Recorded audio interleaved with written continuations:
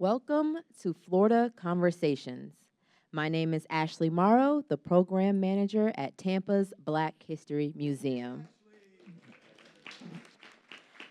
And I'm glad you are all here to join us.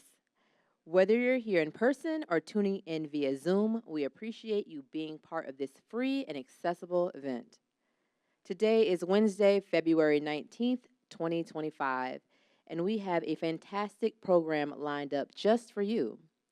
Before we dive in, we'd like to extend a big thank you to our generous sponsors, USF Libraries, WUSF Public Media, and the AARP Tampa Bay. We're also grateful for the additional support from Shelley Blood and the Lorenzo Mollet family. Your contributions make this program possible. A full recording of today's discussion will be available on the Tampa Bay History Center YouTube channel. So if you'd like to revisit anything or share with others, you'll have that opportunity. We'll have a Q&A session at the end, and we'd love to hear from you. For those here in Tico Hall, please wait for the microphone before your question. For those on Zoom, you can submit your questions anytime using the Q&A feature in the web app. Thanks again for joining us, and we hope you enjoy the program.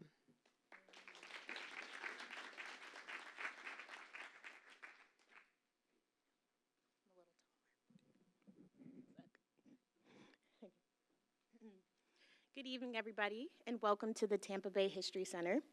My name is Malika Hollis. I'm the brand manager for Arts Access Florida at WUSF.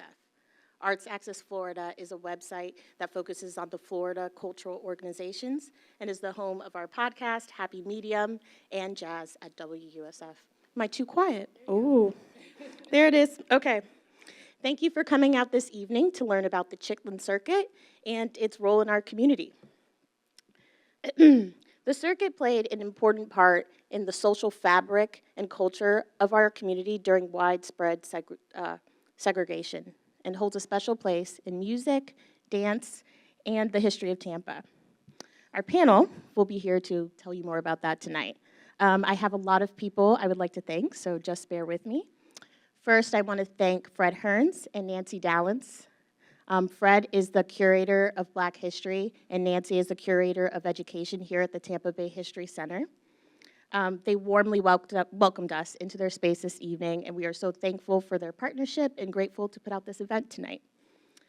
Also, I'd like to thank the Hillsborough County Arts Council for the funding to produce this evening's panel. Also to Martine Collier, Lisa Hill, and Eileen Blake, thank you for all your help. And a special thanks to Warren Buckles. Warren is the WSF Jazz brand manager. He had a vision for this event. He worked very passionately on it, and I wanted to take a moment to thank him and just really appreciate all the hard work he has done. And last but not least, I want to introduce and say our panelists and moderator, Eric Deggans. Yay. Okay. Eric Deggans is NPR's first full-time TV and media critic and local jazz musician. Arthenia Joyner. She is a civil rights activist, attorney, and senator. Michelle Scott. Historian of American music and jazz age America. And Sharon Preston Fulta. She is an author and award-winning filmmaker. So thank you all for coming. We hope you enjoy, and let's start. All right. Is this thing on? Okay. Sorry. So welcome. As was noted, my name is Eric Deggans, and I'm TV critic, media analyst, and guest host for NPR. I just happen to live in St. Petersburg, and so whenever WUSF needs a hand, they give me a call and I come running. So I'm happy to moderate this panel on the Chitlin Circuit in general, and the Chitlin Circuit in Florida, and the Chitlin Circuit in the Tampa Bay area. There's such a rich history. And you know, given the current climate and discussion about Black history, I just want to give a special shout out to everybody who was involved in making this program happen, because it is so important that we keep telling these stories, that we keep honoring folks like Arthenia and our other panelists, and that we never forget the lessons that Black history has for us about how things went down in the state and how we can make things better. So thank you, WUSF, and thank you all the sponsors who made this possible. We really appreciate it.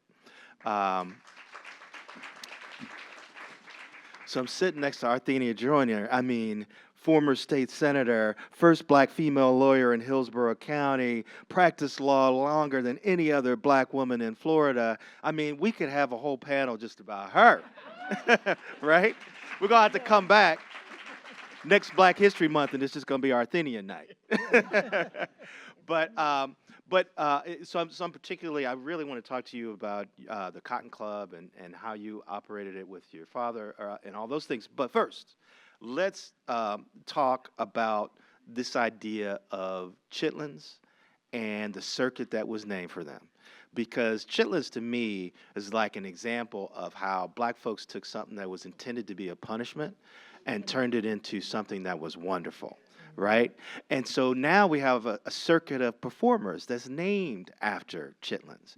And I wanted to ask Michelle, I mean, is that the idea behind the term, the Chitlin Circuit? And talk a little bit about how the Chitlin Circuit kind of evolved nationwide. Sure. So the Chitlin Circuit is named after the food, the delicacy that some soul food folks like. And it really refers to the fact that the circuit is named after this second tier level of theaters. So African Americans were part of performing in mainstream vaudeville circuits, which is what I study, the circuit that happens right before the Chitlin Circuit. But they couldn't necessarily perform in the Palace in New York City, but they could perform in the Palace Theater here in Tampa. And so the Chitlin Circuit is a collection of theaters, clubs, juke joints, nightclubs that cater to African American working class audiences, but also showcased African American performers. The circuit that precedes it in the 1920s, called the Toba Circuit, or the Theater Owners Booking Association, or Toba Time, starts in 1920 and ends in the mid-1930s. And on that circuit, even though they're naming it as the second tier circuit that only African Americans can perform in, African American artists turned it into the foundation of live Black entertainment. So dancers, comedians, singers, vocalists, the foundations of jazz, blues, rock and roll are all appearing in the clubs in the Chitlin Circuit, and Tampa was one of the hubs. All right. And so now, Arthenia, your dad operated the Cotton Club, which is a renowned establishment inside the Chitlin Circuit. And we also had the Manhattan Casino in St. Petersburg. So what do you remember about how the club operated and how it was the hub of entertainment, Black entertainment in Tampa when it was at its height?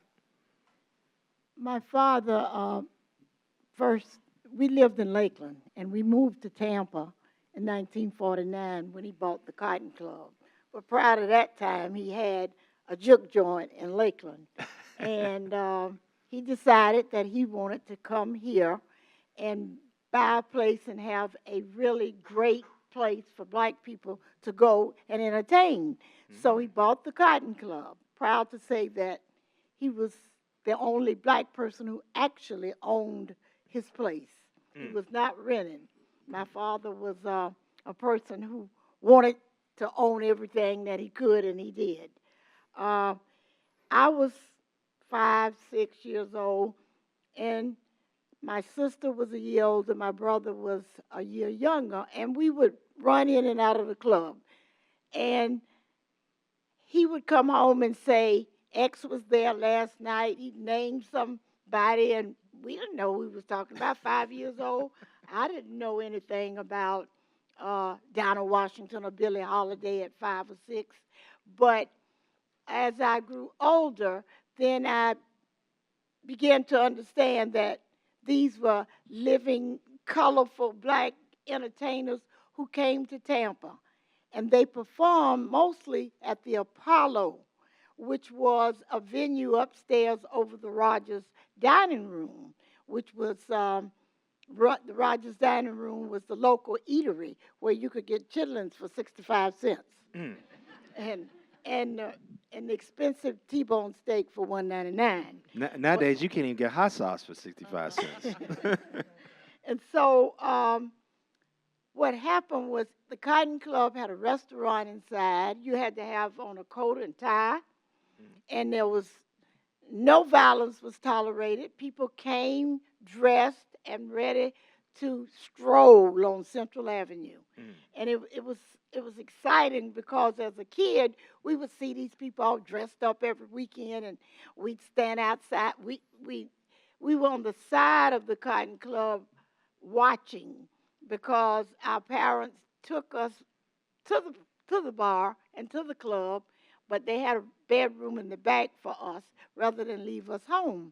And so we got an opportunity to see everybody in Tampa who came out on a Saturday night. But, and I'm telling you, they were sharp. You know that we dressed. And so it was just a joy to see it. And in the daytime, you could go from Cass down to Henderson.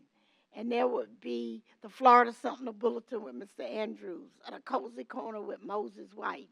And we just had such a wonderful time seeing black people own everything on Central Avenue. Anything you wanted to be in life, it was there, even though segregation was the order of the day.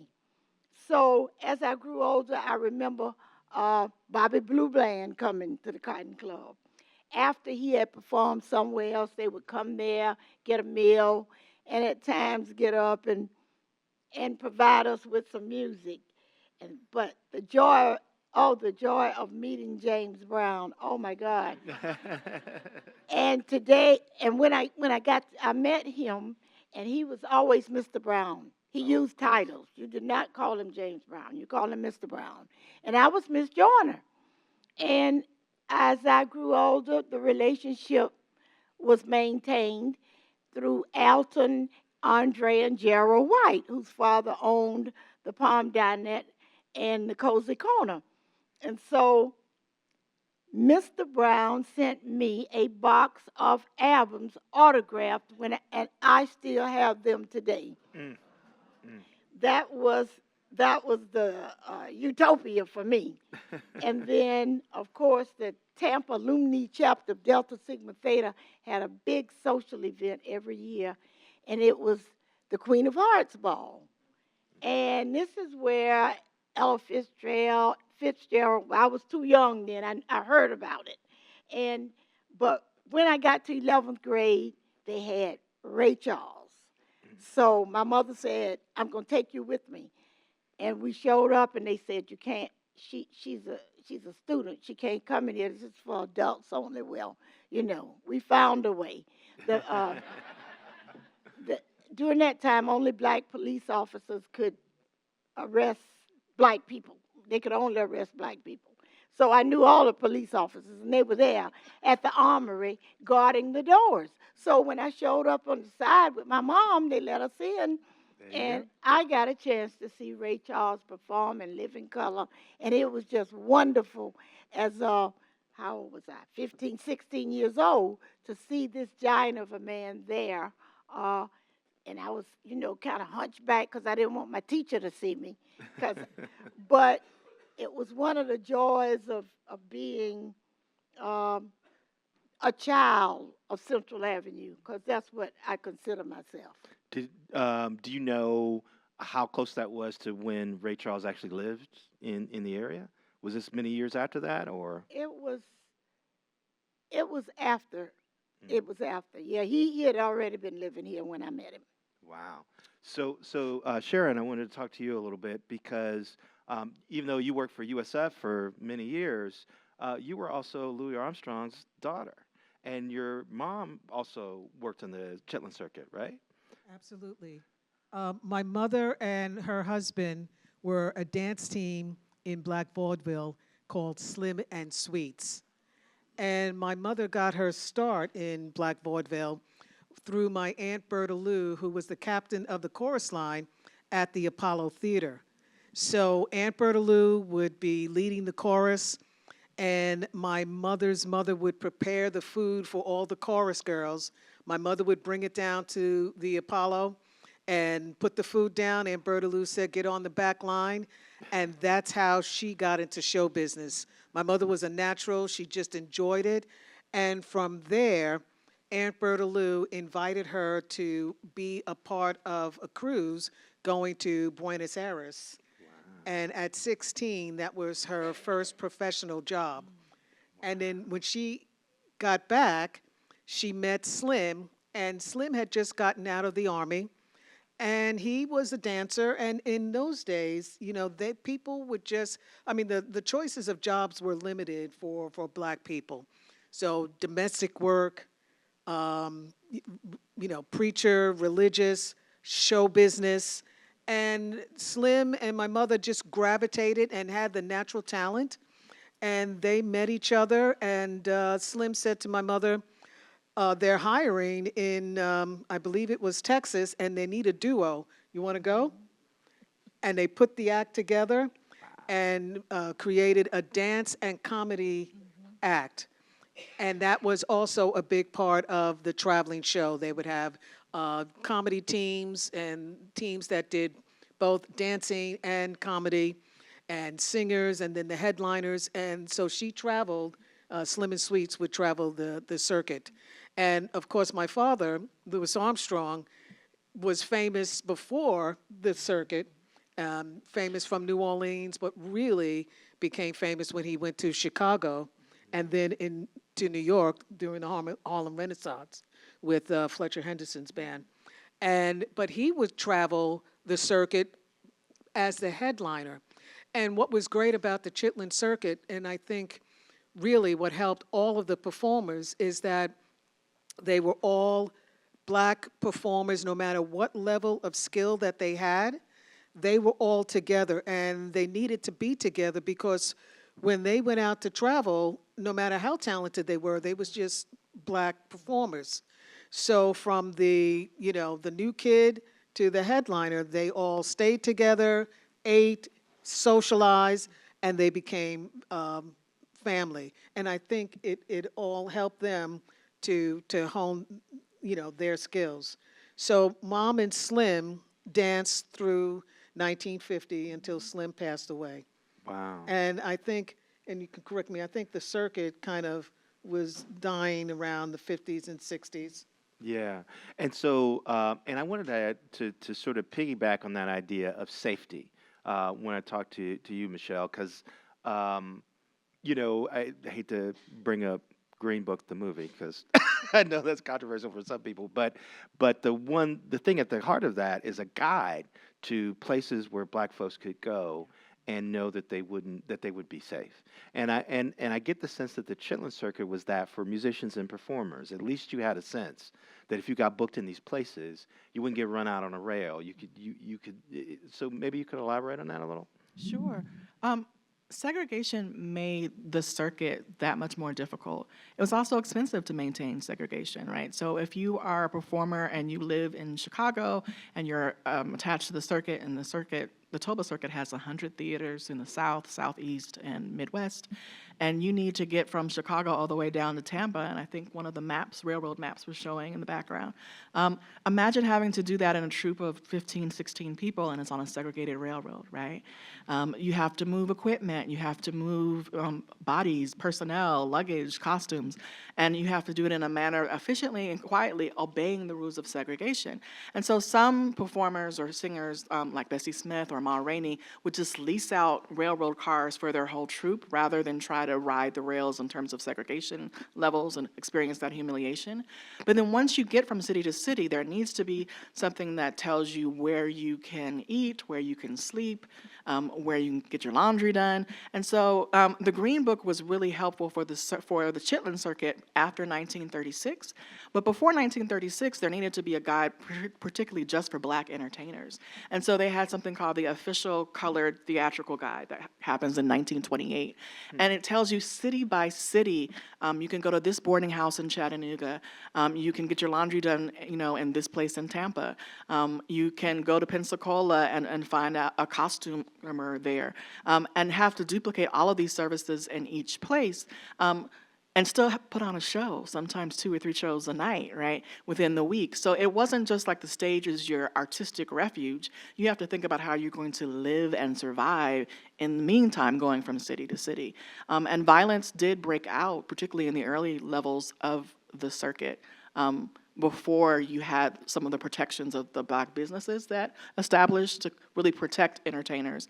You have violence in the example of the Greenwood District and the Tulsa Massacre, where one of these early pre-Chitlin theaters was leveled to the ground in the middle of the massacre, right? So it was more than just an artistic dream to be on the circuit. You were often taking your life in your hands. And Arthenia, I was wondering, did you experience at all having to help performers find places to stay, or sort of help them navigate the area when they came to your dad's establishment? Not really, because the Rogers Hotel and the Jackson House, and some people had rooms in their homes who openly came out and said, I know you need somewhere to stay, and they would make arrangements with whoever had arranged for the entertainer to come to town. So we knew where they would go, because where they could go and live. And I remember the Jackson House, because Miss Robinson, I would go by there leaving school and stop and talk to her on occasions. And she would talk about who had stayed there and how she had provided the meals. And it was just a way of life that we knew those were the only places they could go. And so she was such a wonderful, sweet lady who loved what she was doing, opening up her home to these entertainers. But I didn't have to interact with them, except we knew these are the places that you can go. Right. So I know that there were clubs in the Chitlin Circuit in Jacksonville and Tallahassee, but what I found so interesting is that your dad's club was such a mecca, and even that area was known as the Harlem of the South, right? Yeah. So do you have any sense about why it flourished? And also, I mean, we had the Manhattan Casino in St. Pete, and that also flourished too. So 2 really important clubs within the same metro area. Yes, well, the Cotton Club was just a premier place to go. If you were going to dress up on the weekend like we did and take the stroll down Central Avenue, you had to go to the Cotton Club. All right, all And, right. and because of the standard that my father had with the coat and the tie and the tablecloth on the tables, and that was different from most other places. So we had a Did reputation. you have air conditioning? Fans. All right, all right. Because a lot of Chitlin Circuit places they didn't have air. No, we had big fans in there, but it didn't matter. When the weekend came and the musicians came, the other thing that we had was we had a lot of local people with the local circuit. And one person in particular was Charles Perry, who was a teacher, a coach. He was such an aficionado of jazz and all. He carried his equipment around with him, and he would come in and say, Mr. Joyner, can I plug in? He got the nickname of being plug in, because he would just plug in his equipment and open it all up. And my dad said, here he is again. I mean, he loved, but the music was wonderful. The people got up and danced and had a good time. They got a fifth pint and a setup, because during that day there was no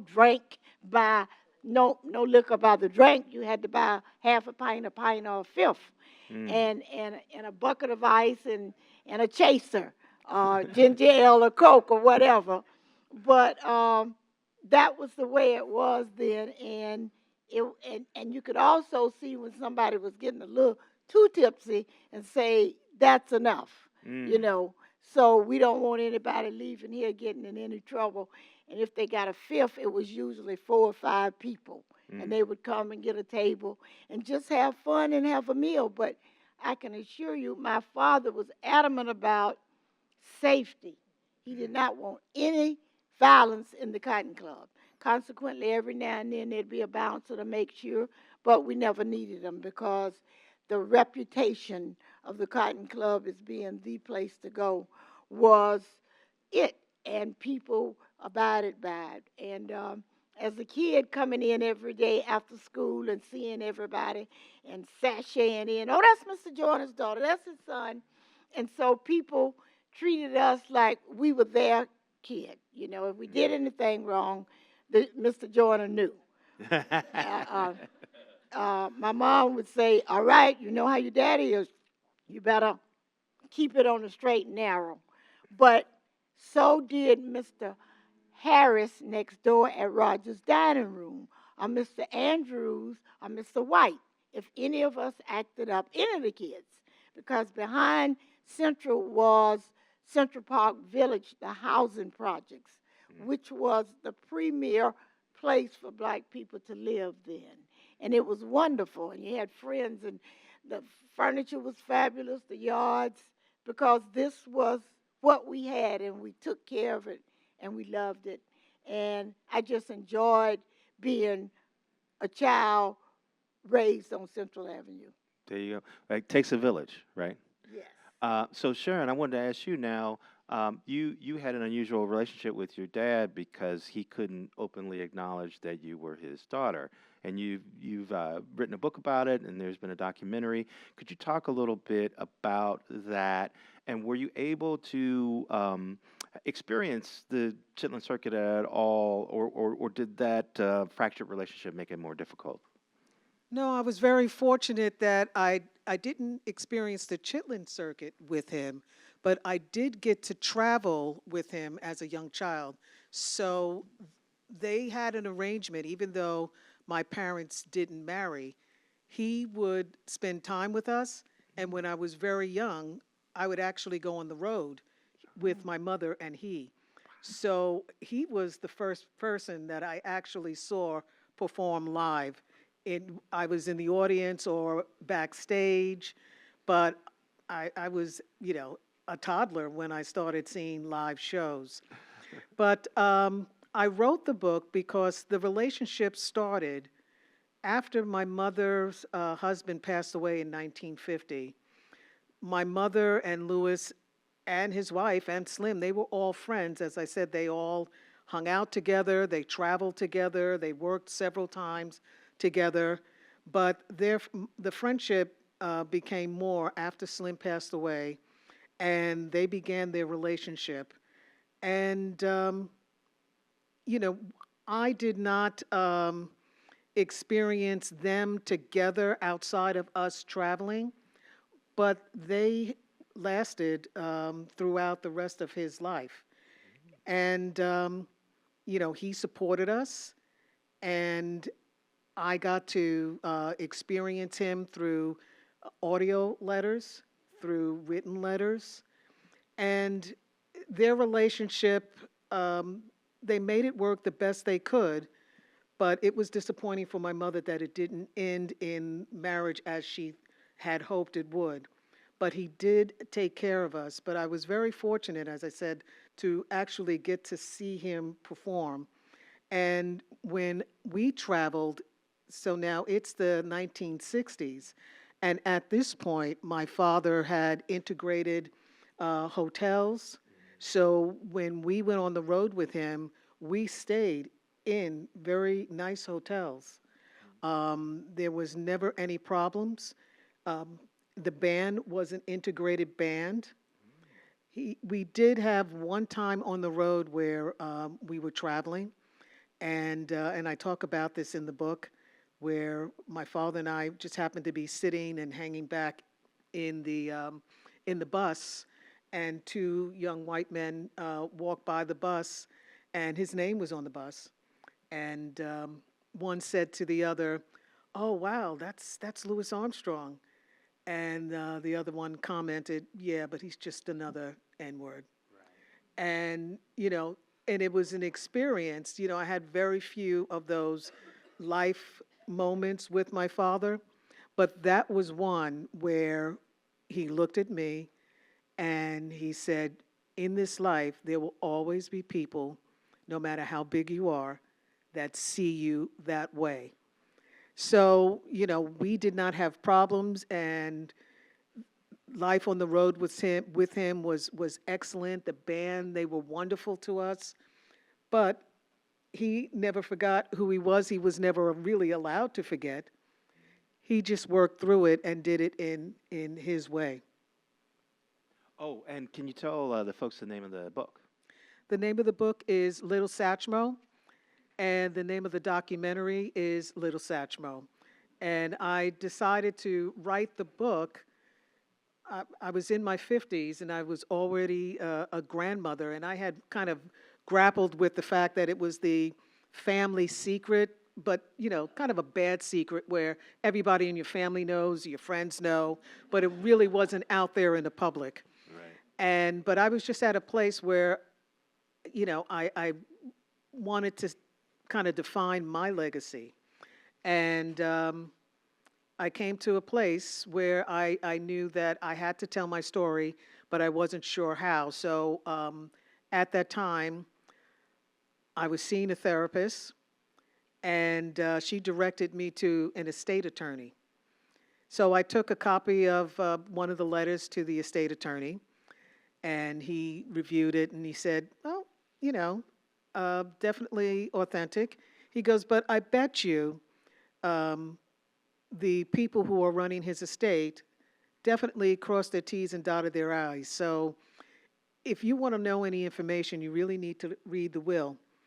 And if you want to read the will, I could tell you that there should be one filed in surrogate court, because they would file one in surrogate court just in case there was any kind of paternity suit." So I said, okay. So he passed away in Queens. He lived in Queens. And I went to the Queens surrogate court. Now, all of my life, it's the family secret, and my mother was really guarded about telling this secret. So here I am now going to read his will, something that was kept from me. And I'm there, and I walk up to the gentleman, and I ask for the will. And he just looks at me, and right away I'm like, "Oh no, my gosh, what's he going to do?" But I take the will and I put it through the microfiche machine, and I'm reading, and I see some familiar names of people that I know, like his accountant and different people throughout his life that worked with Mom and I. And then I came to the affidavit that his wife signed, saying that he had no children, but actually crossed out some of the legalese and put the word "no." And just in that moment, because of that edit, I really fully understood how I had been legally erased, and understood that it wasn't about any legality, but it was about my voice and being known as existing. And that's when I made up my mind that if my story was going to be told, I was the one that had to tell it. So at that point, that's when the work started. And I found an entertainment lawyer who helped me find a literary agent, who helped me find a co-author. And then I took about 3 years to decide how I wanted to tell the story, and realized that, because my father wrote so many letters to so many people, and especially Mom and I, and also audio letters, that the letters kind of chronicled where they were in the relationship. And taking the letters and my memories, I put that together. And with Deneen Milner's beautiful words, took my words, kept my voice, and then we published the memoir.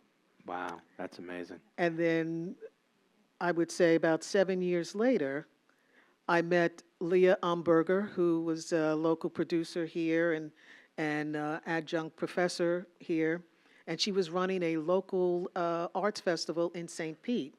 We became friends, and I gave her a copy of my book. And 2 years after that, she called me and said, I love your story. I know how to produce, but I've never produced a film, but if you trust me, I would like to produce your film, become into a documentary, and I have a director in mind. Wow. And she introduced us to John Alexander and J.C. Guest, who had just made a film about a blues legend called Rudy Love, a forgotten blues legend, but well known to musicians, but not known in the world.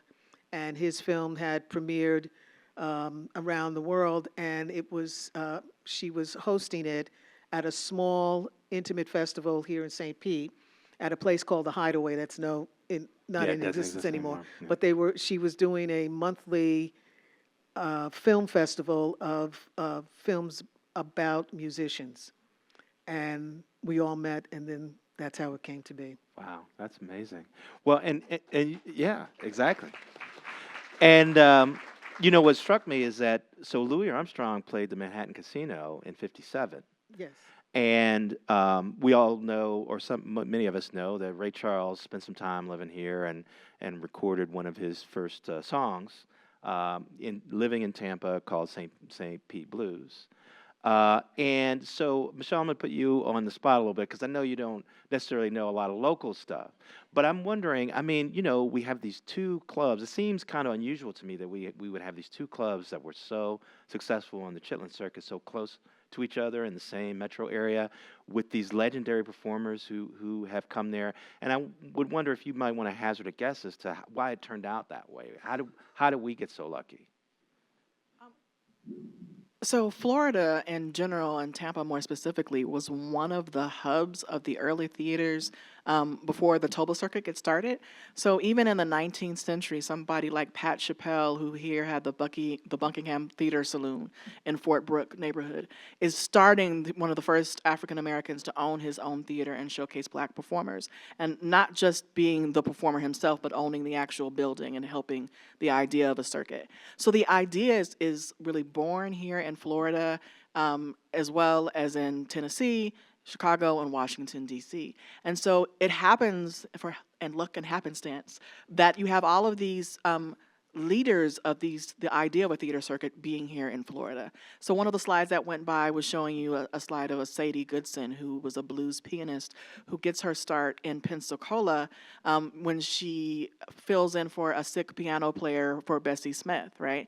And so she is trained as a hymnal performer, a religious performer, right? But she's also performing at the same time as someone like Thomas Dorsey, who is the composer of Precious Lord. So in the middle of the circuit, both those folks are known as George or Tom, right? And they're playing dirty blues music, like, you know, if you want to hear a song like It's Tight Like That, it has nothing to do with Precious Lord. Nothing to do with it. But the location of these theaters and their performers, where they're being born and how they're kind of learning arts education, happens to all be here in Florida as one of the hubs. So you're lucky that, within, 30, 40 miles of each other, everything is right here. And then once the Chitlin Circuit gets started, you continue on with that same proximity to transportation and the folks who are organizing the circuits. Right. I think a lot of that can be attributed to the fact that we had great local artists. Kenneth Nurse, Ernie Cowles, Miss Kitty, who recently died. She was wonderful with jazz. She performed at the Cotton Club many a night, and she was performing at Donatello's 2 weeks before she died. And then there was Manzi Harris, who had a 5-person combo, and they did jazz and rock and roll. And in that group was a man called Johnny Madding, and he played the bass fiddler, and he played with other big bands in the area, black and white.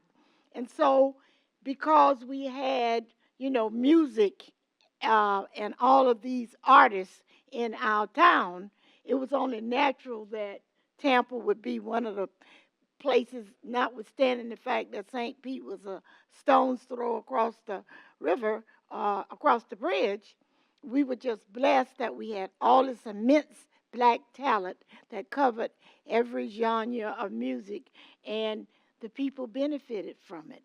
And Tampa has never looked back. Ray Charles writing that song about St. Pete living in Tampa, but he lived here, and now we have an apartment complex and all, a street named for him. And so Tampa has just been in the music mix forever. And I remember Hank Ballard and the Midnighters and Fats Domino and Sam Cooke. All those people came and performed in this town. So Tampa has been the beneficiary of all of the great black entertainers. So now we're going to start taking questions from the crowd very soon. So you guys put on your thinking caps. Think about how you're going to challenge our august panel here. And, Arthenia, when we were talking before everything started, we talked about how you could be living history and not realize that you're living history. And it seemed like maybe that was the case with you and the Cotton Club, that you were in the middle of all of this historic stuff that was happening, but for you guys, it was just another Tuesday or Wednesday, right? Yes. And so often we take things for granted. I know when the Honorable Peggy Quince became the first black and the only black woman, the first black woman on the Florida Supreme Court. And I would tell all the young lawyers that whenever she spoke, get a picture. This is history. Because at that point in time, I realized it because I blew it by not having pictures with Rosa Parks, even though I met her in Washington, D.C. at the Congressional Black Caucus for many years. So you have to think about it and what does this activity or this person have that may be historic. I mean, and just take pictures with your friends. Don't do like back in the day, we didn't take a lot of pictures. We had a black photographer on Central Avenue, MacArthur, and everybody went for Christmas and Easter and took pictures. But we did not, we had a Brownie Hawkeye camera, but that was about the extent of it. So don't let the opportunity pass you by that you're in the midst of history and you miss your opportunity to be a part of it. Now, I heard that there was a certain dance craze that got started by a man named Chubby Checker, but was inspired by folks dancing on Central Avenue. Is that true?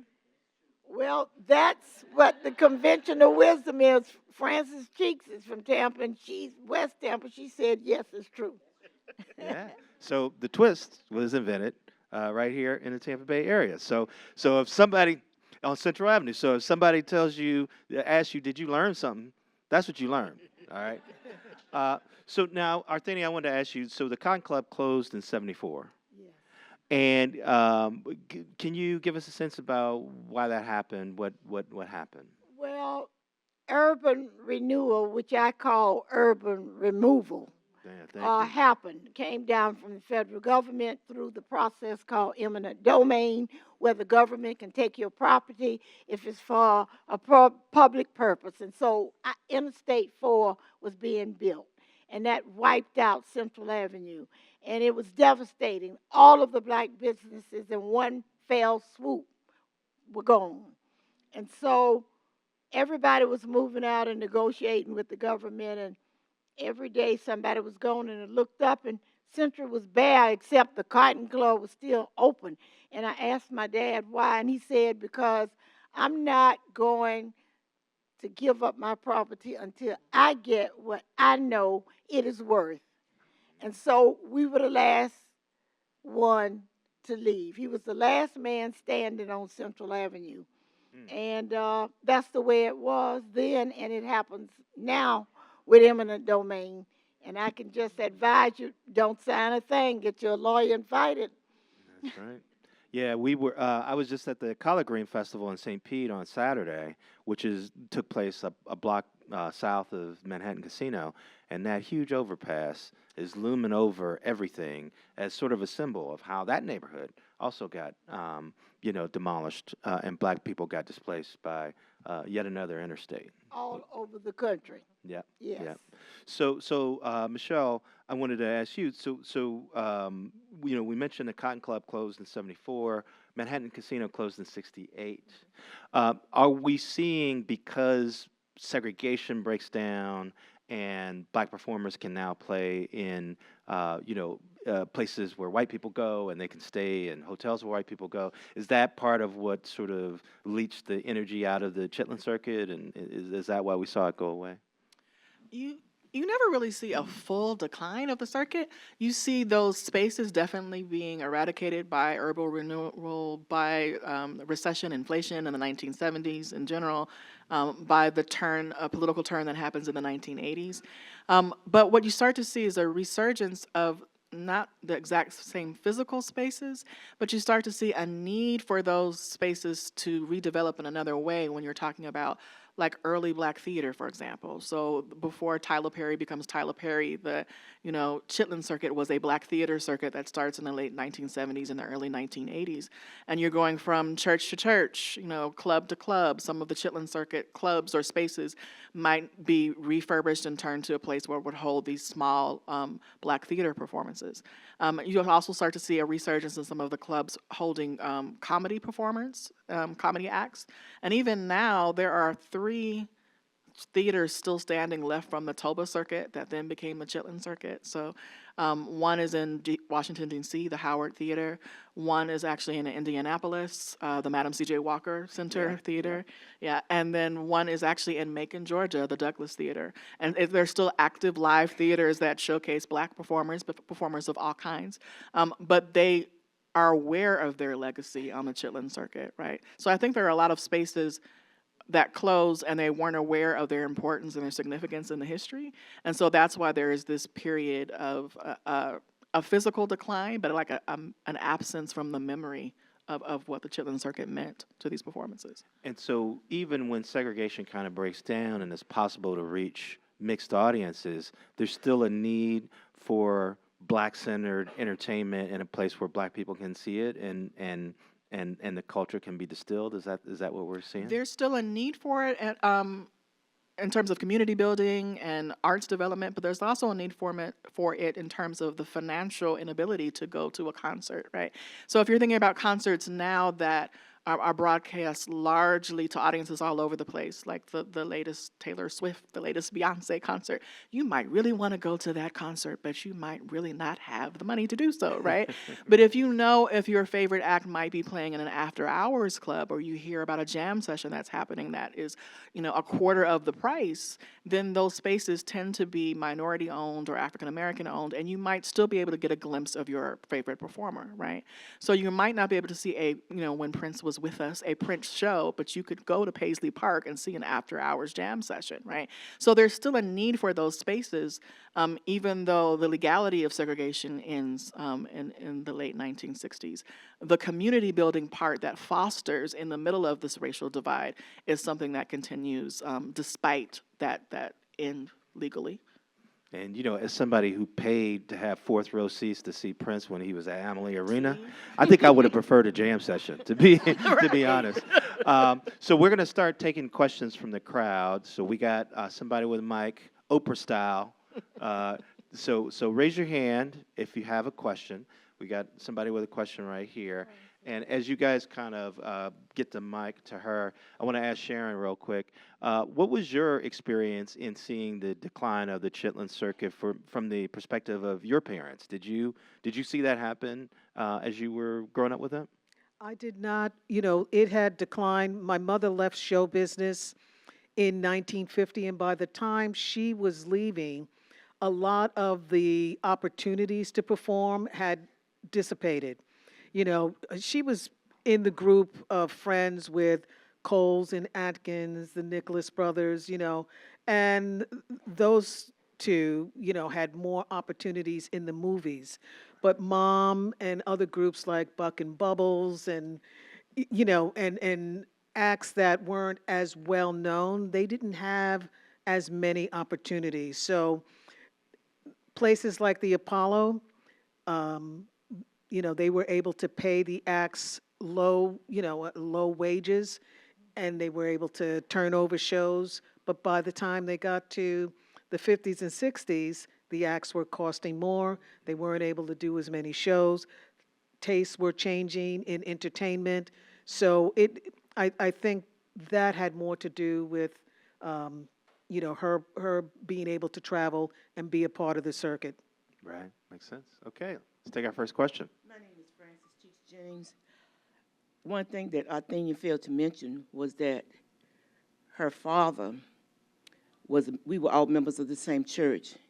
He would allow the kids to come and watch the movie stars, the musicians and all.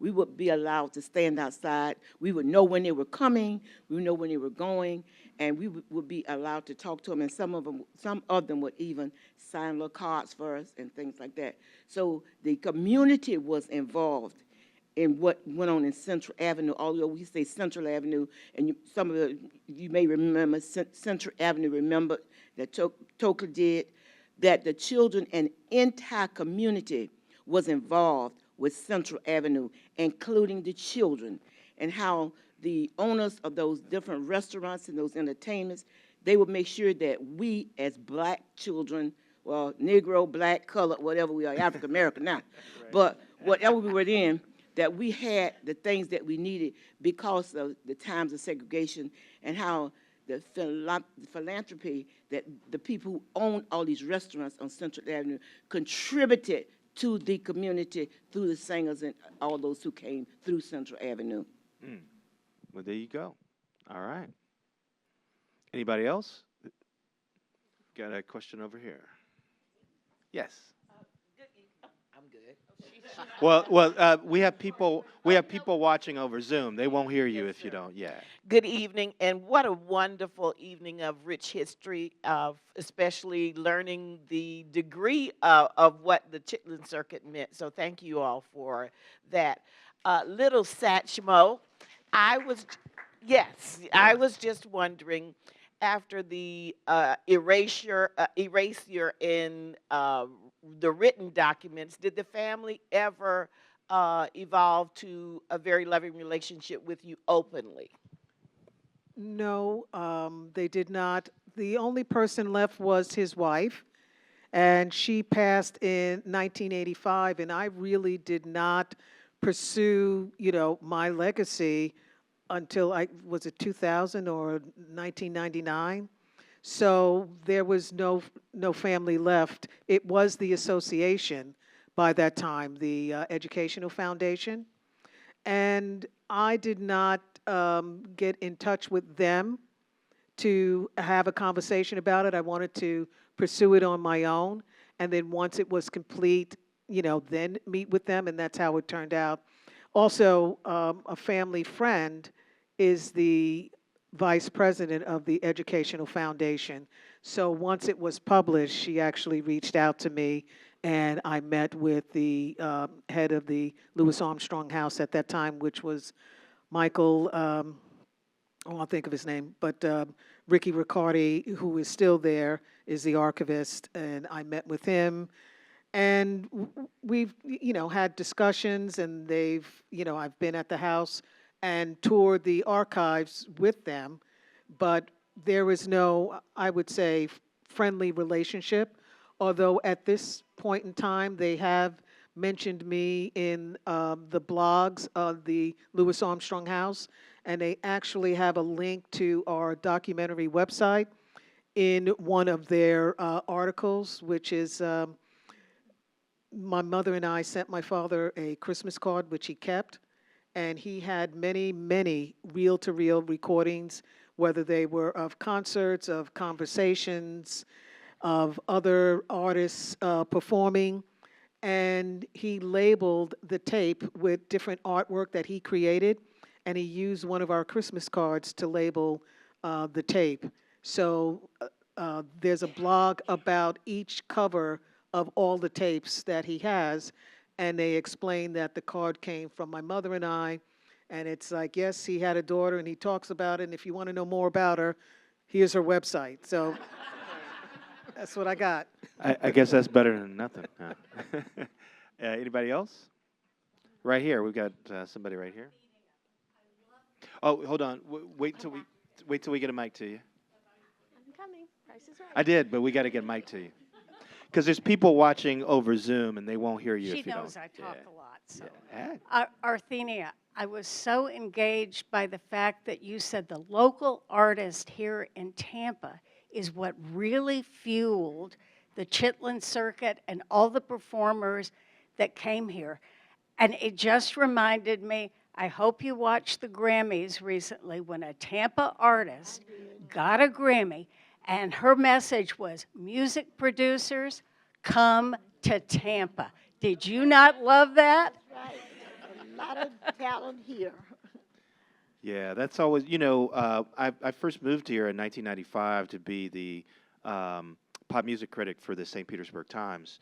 And when I moved here, there were three local acts that had major label record deals. And Morris Sound, the studio in Tampa, was doing a ton of recording of death metal acts and stuff from people were coming from Germany and Europe to record here. And I always wondered why the music industry didn't pay more attention to this city, because there was obviously a ton of stuff going on, and there still is.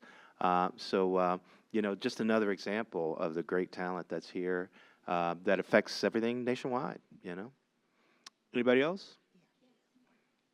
Go ahead. Hi. Well, she'll go, and then we'll get you. Go ahead. Okay. Hi, I think this might be for Professor Scott.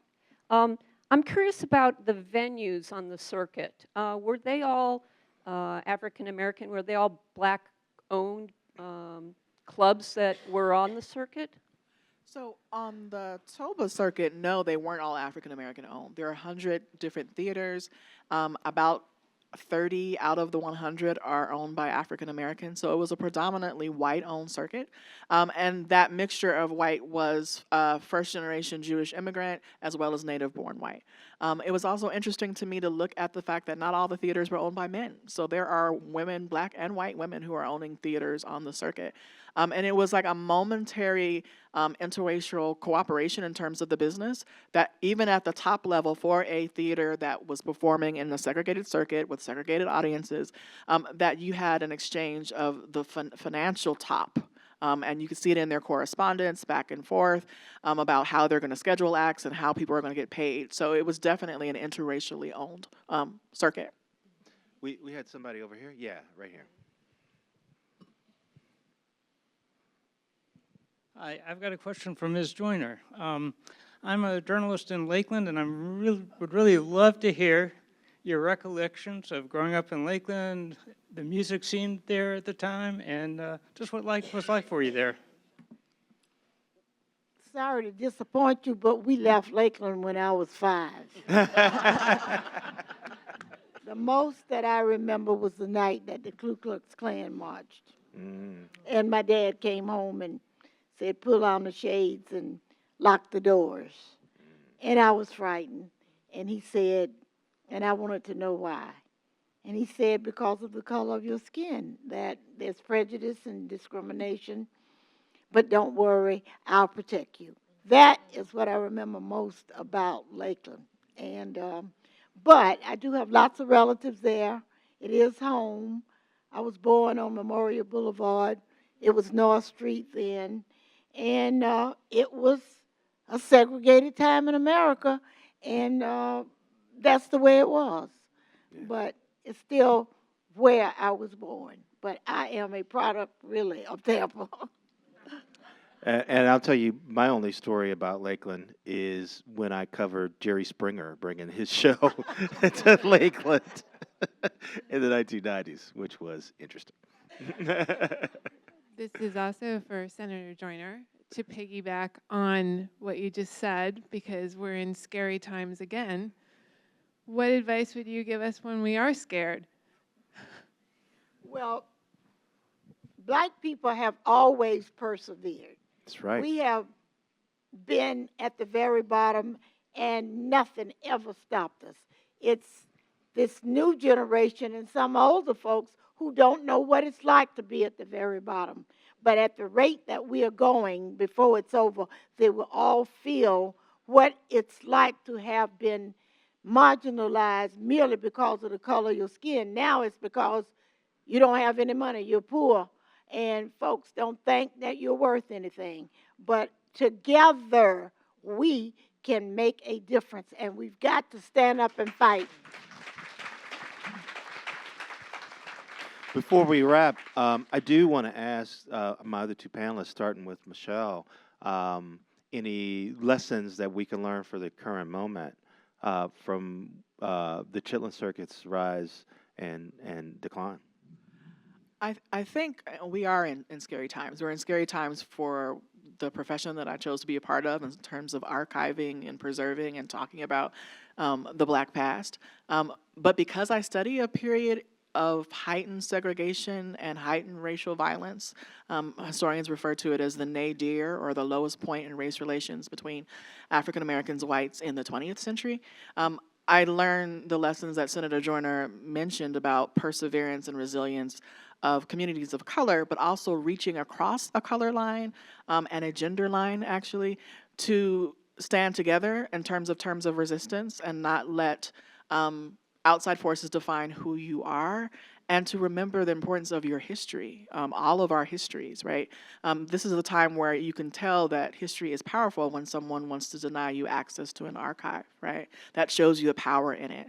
And something like the Chitlin Circuit, even discussing, the power of the leisure, the love, the community is also a form of resistance, right? It's not always protest. It's not always speeches and sermons. Sometimes it's living and thriving in the midst of difficult periods of time. And the Chitlin Circuit helped folks to do that. And Sharon, it seemed like you kind of reclaimed your power by reclaiming your history. Is that the lesson that perhaps we can take for this moment from your story? Absolutely. Just understand that everyone has a story, everyone has a right to tell their story, and no matter what your story is, there is no need to be ashamed of it. It is what it is, and until you acknowledge your truth, you won't have any personal strength. You just need to acknowledge who you are in the moment, be thankful, and move on and have the strength in that, in the acknowledgement. Because it's when we kind of hide away and make details what they're not or ignore them, that's when we have problems. And for me, understanding my story from the point of my parents, where growing up, I always blamed Lucille, his wife, for them not being together. But it wasn't until I just took time to understand my father, my mother, and the people that they were surrounded with, the times that they lived in, that I understood that it was no one person's fault, especially not mine. There you go. There you go. Well, I want to thank our illustrious panelists for joining us. I want to thank you guys for coming out in the rain. And I don't know where you got parking, but thank you for persevering and parking your car and coming in and joining us. So what we're going to do now is we're going to have a little intermission where you can go out and enjoy some of that wonderful food and maybe buy some more artwork from my man in the back. And then we'll have a band. We're going to have some music, because you can't talk about the Chitlin Circuit and not have some music. So please stick around, enjoy the food out there, come back here in just a few minutes, and you can hear a wonderful musical performance.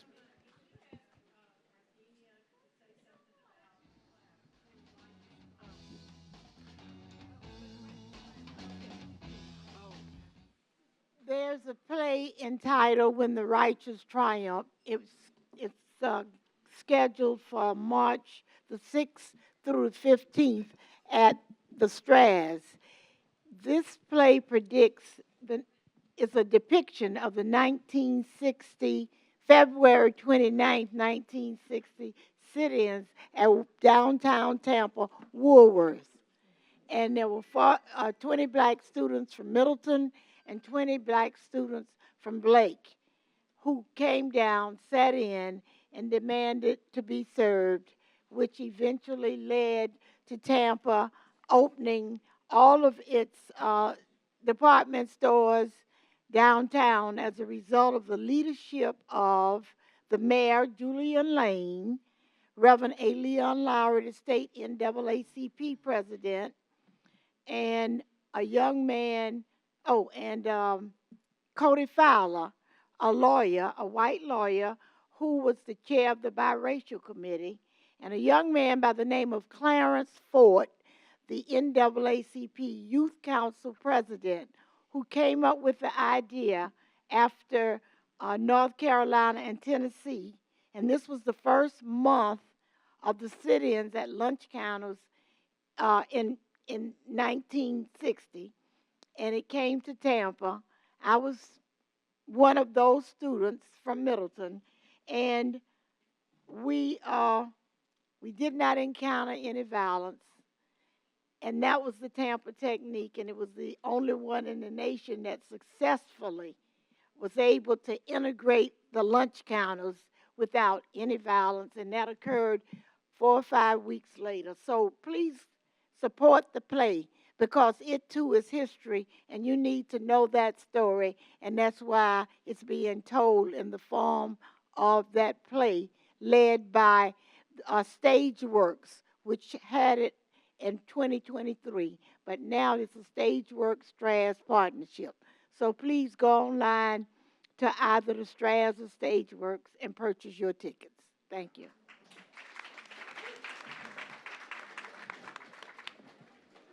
Y'all look good. Thank you for coming. Did you have to say talk to John with a wink? Like, that was like, ew. Is it because your hair is like moisturized now? Okay, I'm trying to give you the benefit of the doubt.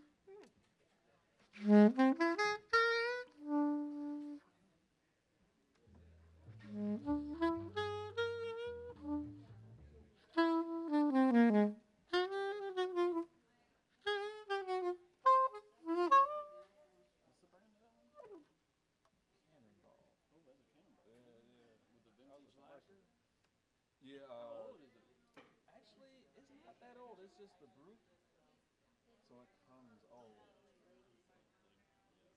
Yeah, they make them old. But it wasn't cheap. No, I wasn't. It was like in the twos when I got it. I got this in like 2014, 15. Every note still in tune. Yeah, yeah. I mean, I did have it like I had this one repadded, but I haven't put it through the ringer like I put my tenor. I actually just got the pictures of my tenor for the overhaul, yeah. So just gotta pay for it and get it back. But I've been really enjoying my soprano lately. Bro, soprano is so good. Like, there's a reason why Coltrane loved it too. Oh, my favorite thing.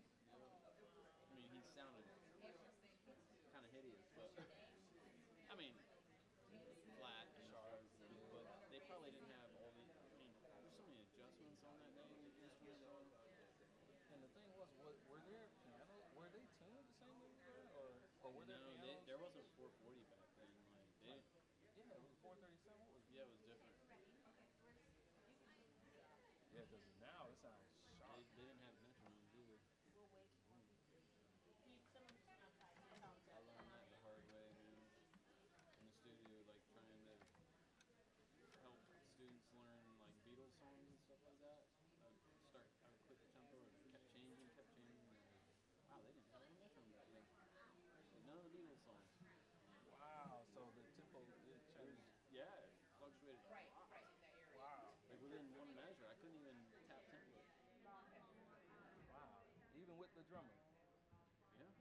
And you couldn't tell. I mean, really. I mean, I guess if I sat there, you can tell by the end of the song it was way fast. Because, you know, they'd solo and they'd dig in. And then by the end of the song, it'd be like 15 beats per minute. Sometimes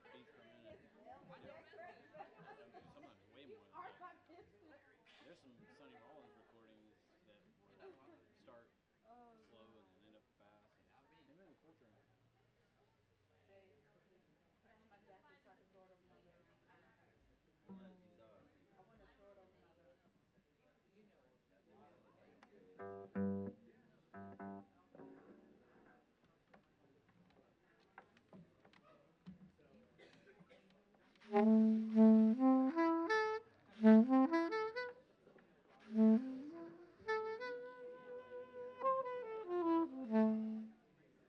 Do you know Spence saxophone?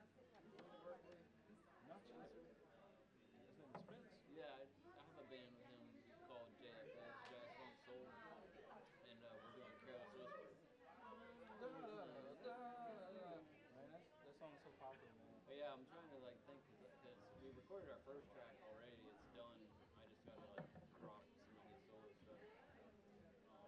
But I got to come up with a sick arrangement because everyone's heard that song to death. So I got to find a way. So I was thinking about having him just start rubato on a rooftop because I want to do a video with it too, like in Ybor City, like right up on the roof, or like at the studio. There's that door that goes out to like nowhere. There's actually a little balcony there. Like maybe have him out on that balcony at night with like 80s like headband and just. Yeah. Thank you. Hello and welcome. Oh, this sounds good. Everybody can enter into the room right now because we're about to have a show amongst shows.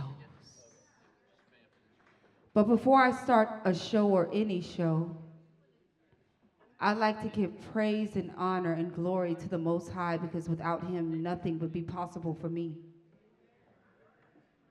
So I join you, or I ask you to join to participate in this. And if you choose not to, please just be respectful enough to say nothing. But Mom and Dad, please come up here and pray over my voice so that we touch the people. And whatever they're going through, whatever they feel that they can't overcome, my voice touches and heals them in a way like no other.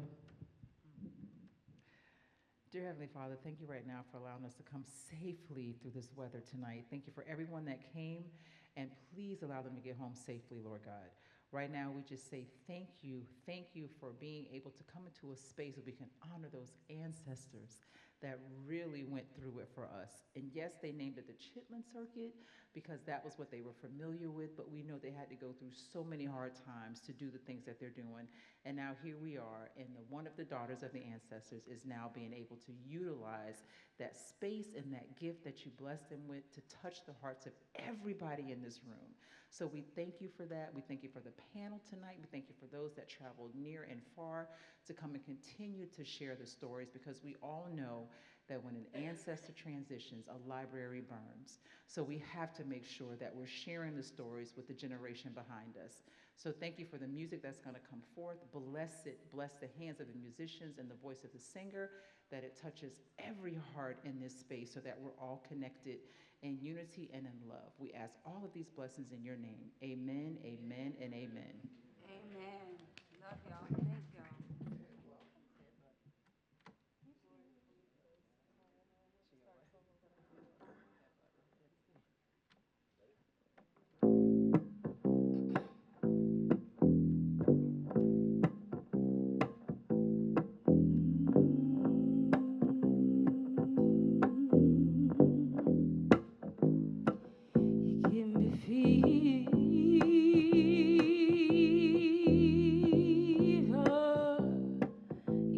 give me fever.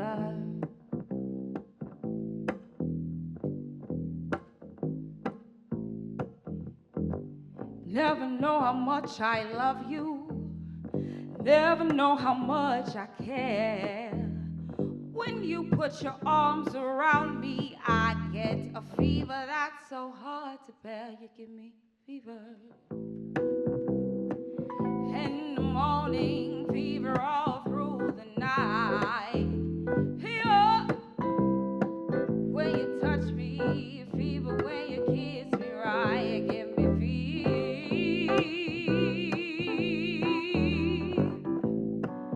Oh, baby, you give me fever.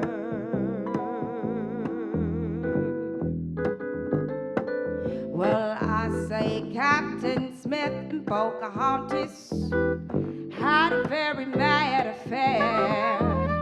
When her daddy tried to kill him, she said, Daddy, Daddy, don't you dare, thou givest fever. And the morning fever all through the night, night, night.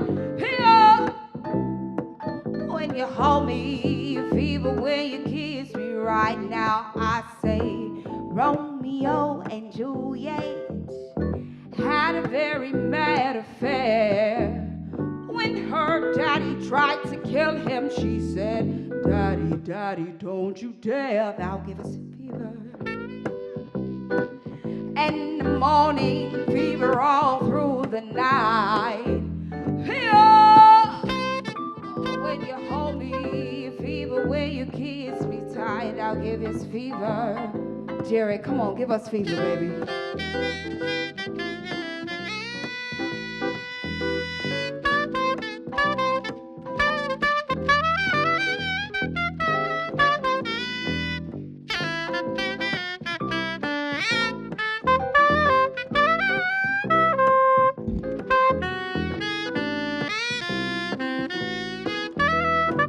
Jared, I want the people to really feel what fever feels like. Come on, give it to them.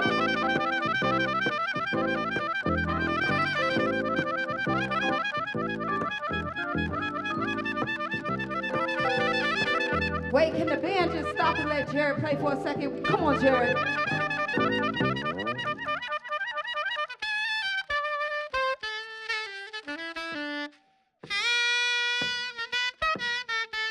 Everybody snap with me, come on.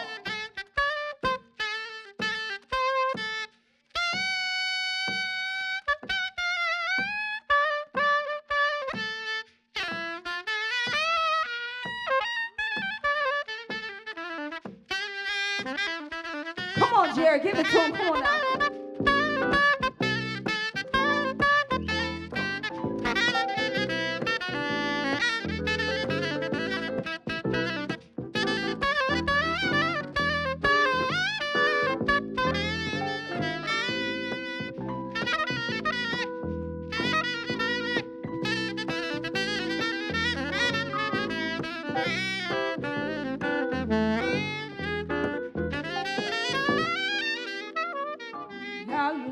to my story. Here's the point that I made. Chicks are born to give you fever, whether Fahrenheit or centigrade, thou givest fever. And in the morning, fever all through the night, night, night. Here, when you hold me, fever when you kiss me right, thou givest fever.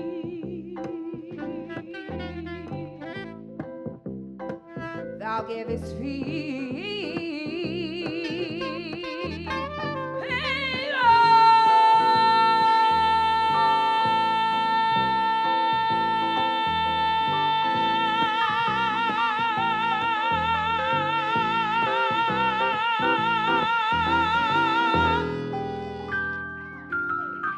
Thou givest fever.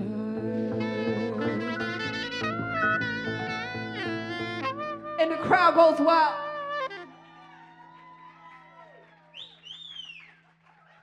Oh my God, who did that? Because I've been wanting to learn how to sing, but I can't. I want to thank you so much for being a part of this experience. The Chitlin Circuit was something that is so near and dear to my heart. It's a part of my bloodline. It's a part of my DNA. And I will continue to carry on this legacy until my dying breath and then some. And with that being said, I think it's so important that God blesses the child that has his own. Now I gotta get up from my chair. You know how they gotta get up? You gotta get up out the pew with this one.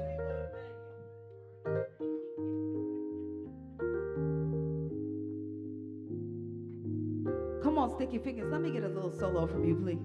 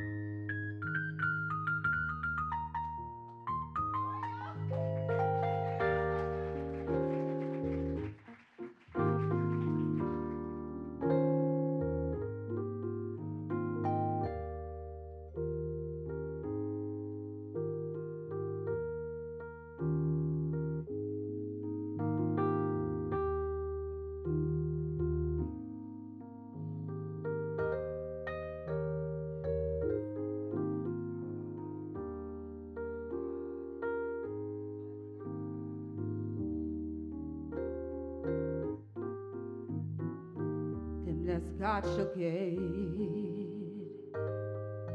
Them nights not shall lose. For the Bible says,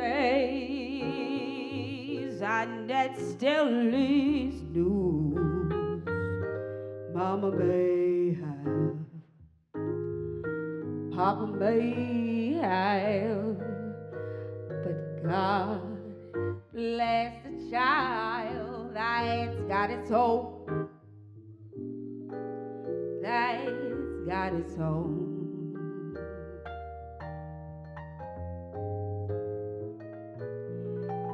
Well, the strong, they get more, while the weak ones fade. Empty pockets never make the grade. Mama may have, Papa may have. God bless the child that's got its hope, that's got its own.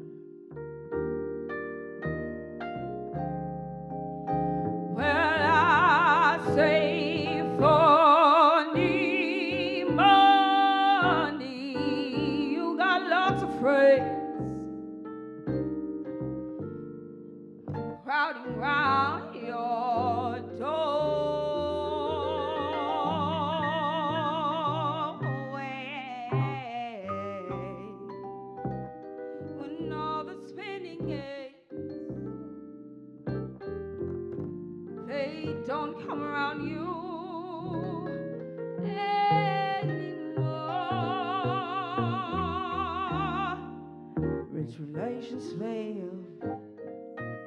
Crust and bread and such.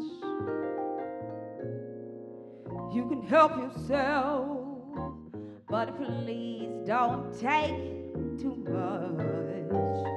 Mama may have, Papa may have, but God bless the child that's got its own. That's got its own.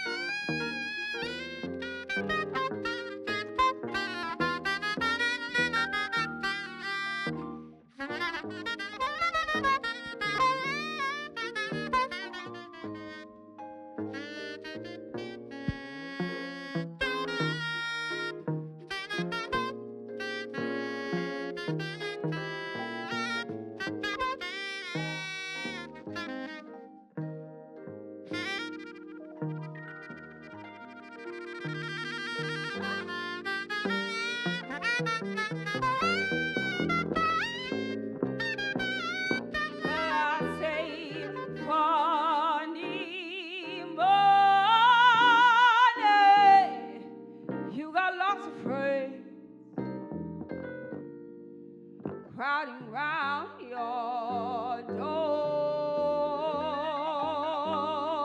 Oh,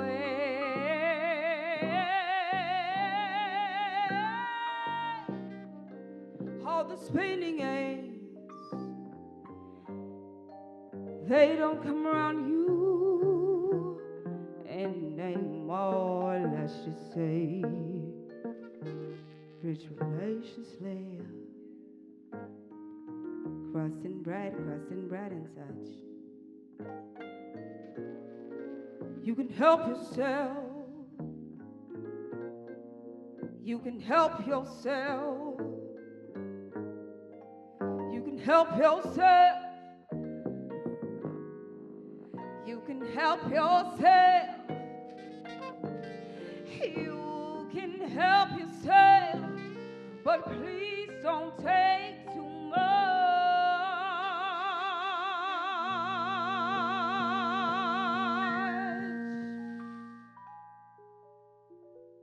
Mama may have,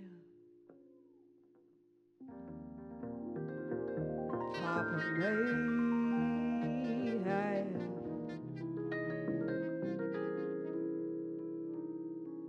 God bless the child that's got its own. That's got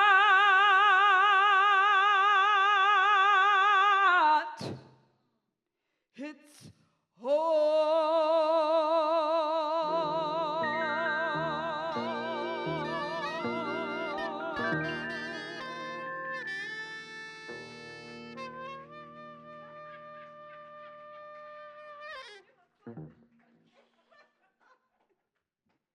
How you guys feeling tonight? Everybody's looking like this. To me, on stage, you guys are looking like this. So I know I'm trying to, I need some crowd participation other than I'm singing high notes and everybody's just like, does she have hair? Who is she? Where did she come from?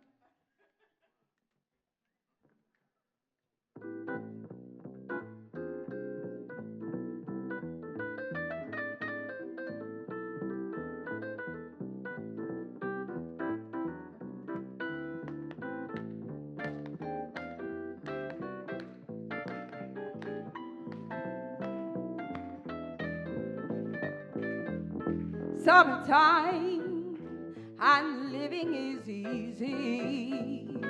Fish are jumping and the cotton is high. Oh, your daddy's rich and your mom is good looking. So hush, little baby, don't you cry. One of these mornings, you're gonna rise up singing, and then you'll spread your wings and you'll fly to the sky. But till that morning, there's nothing can harm you, with mama and daddy standing by. Man, take it away, man. Come on, y'all.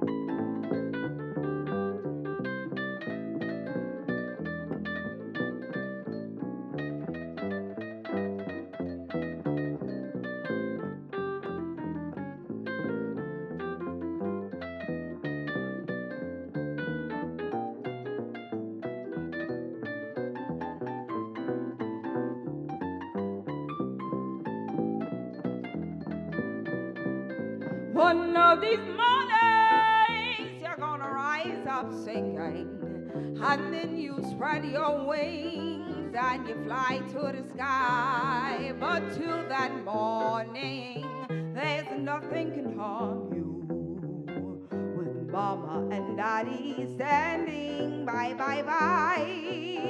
with mama and daddy standing by, with mama and daddy standing by. Ah!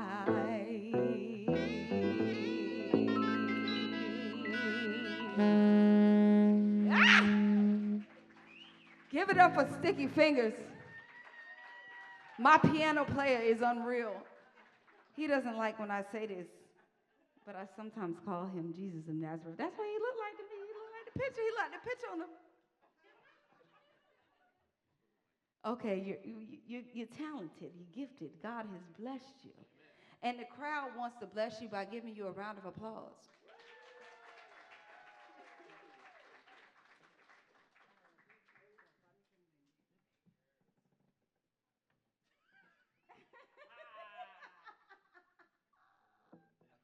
We have a good time. I don't know if you noticed. Because life is too short. In the blink of an eye, you'll be 95 years old with a diaper.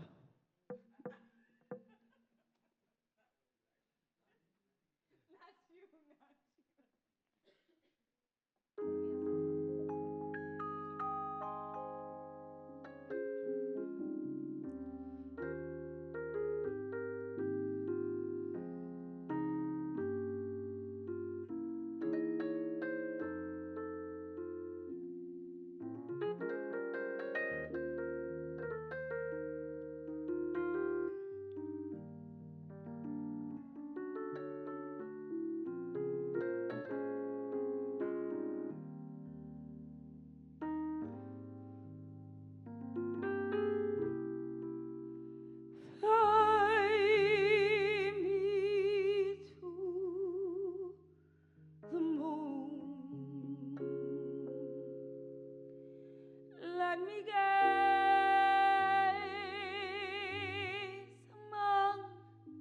start. Let me see what spring is like on Jupiter and Mars. In other words, hold my hand.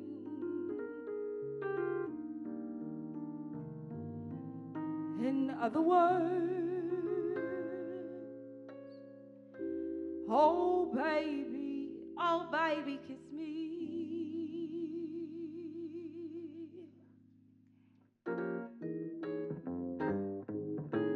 Ha, y'all thought I was gone. All right, come on now. Snap those fingers.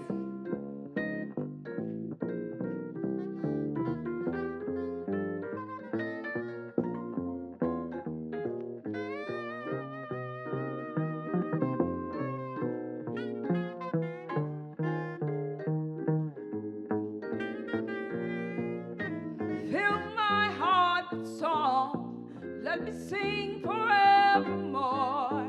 All you are, all I long for, all I worship and adore. In other words, please be true. In other words, I love you. Come on, let's do that again. Fly me to the moon. Let me gaze among the stars. Oh, let me see what spring is like on Jupiter and Mars. In other words, please be true. In other words, I love you.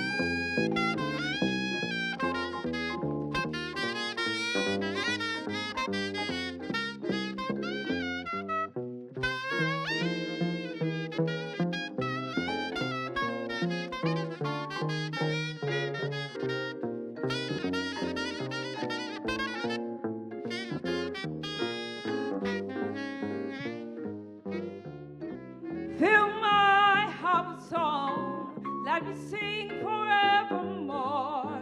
All you are, all I long for, all I worship and adore.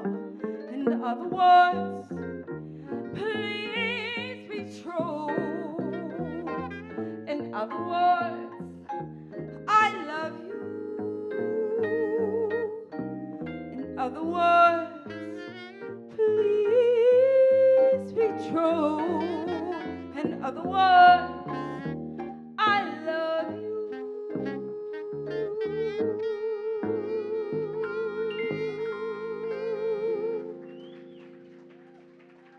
Oh man. Listen, thank you guys so much for sticking around and listening to the glory of the Lord. This last song is so near and dear to my heart for so many reasons, but I don't even need to introduce it. We just about to do it.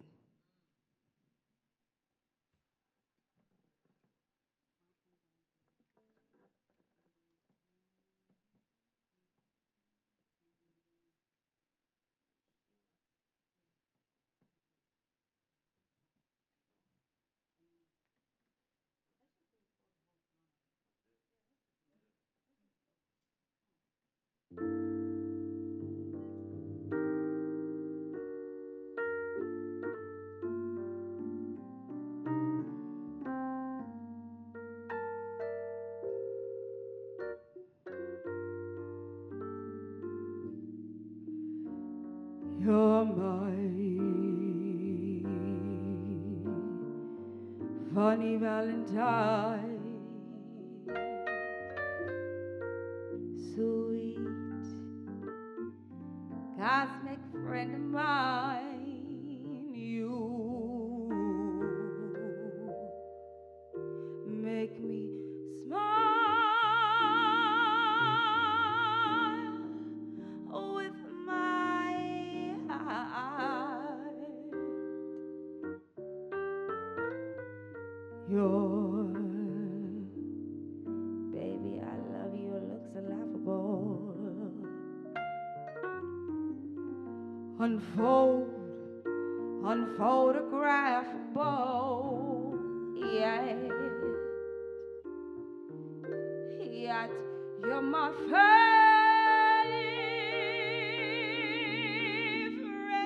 work of art. Is your figure less than me? Is your mouth a little weak?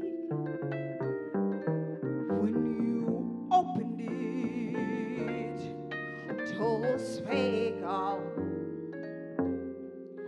are you smart?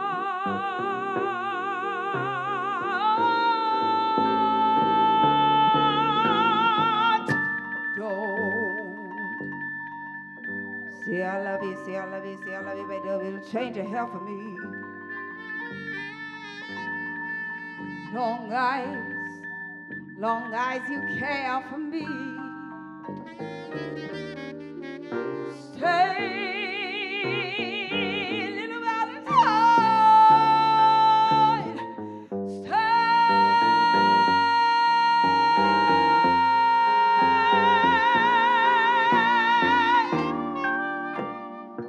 Stay. Each day is Valentine. Jerry, come on, give the people something. Give them. Go into the audience. Forget the microphone. Go into the audience.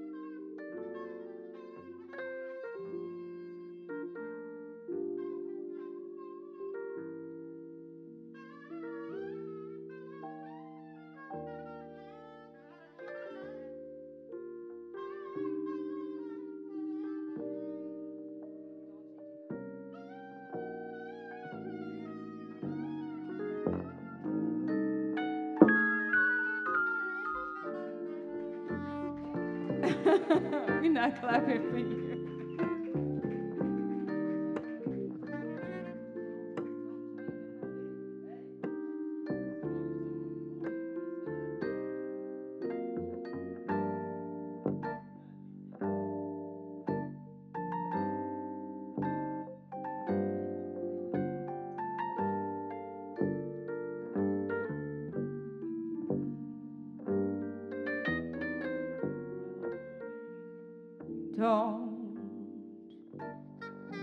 Don't change your hair for me. Long eyes, you care for me.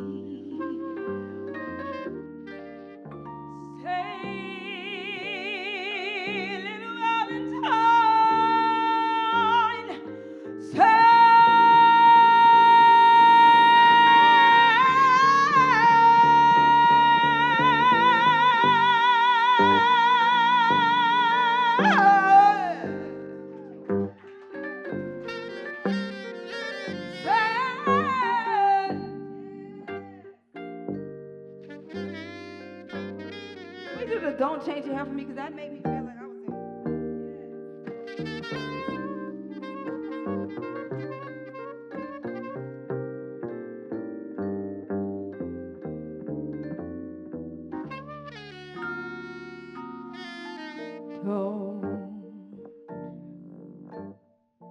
Don't change your hair for me. Long eyes, you care for me. Stay,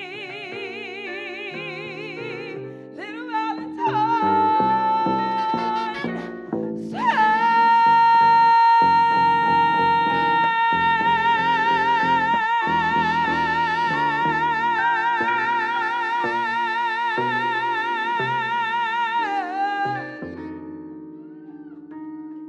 Each day, each day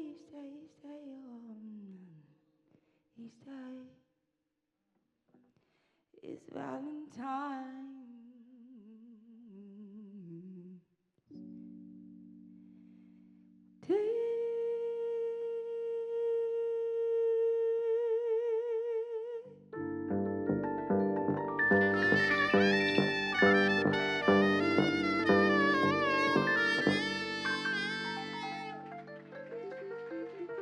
I do this for my people. Thank you guys so much.